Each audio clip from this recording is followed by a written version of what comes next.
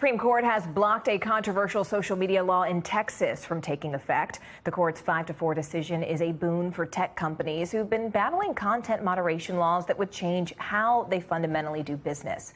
NBC News Justice correspondent Pete Williams joins us now. Pete, it's a pleasure to see you. Can you first just walk us through what this law was actually designed to do and the court's argument for ultimately blocking it?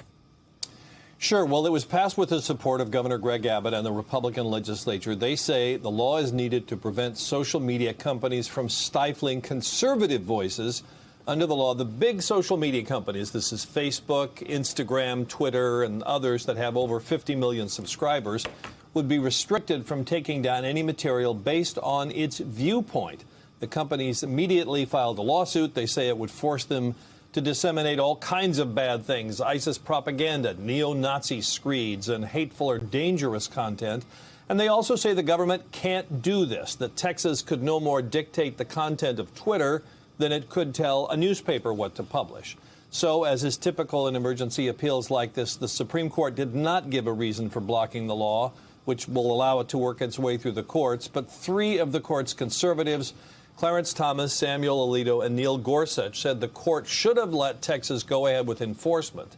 And what Samuel Alito said on behalf of all of them is it's not clear how the court's rulings on media, which predate the Internet, should apply to large social media companies, Morgan.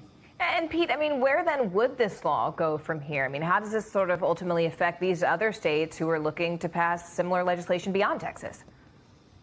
Well, the Supreme Court's action applies to the Texas law. Now, Florida did pass a similar law.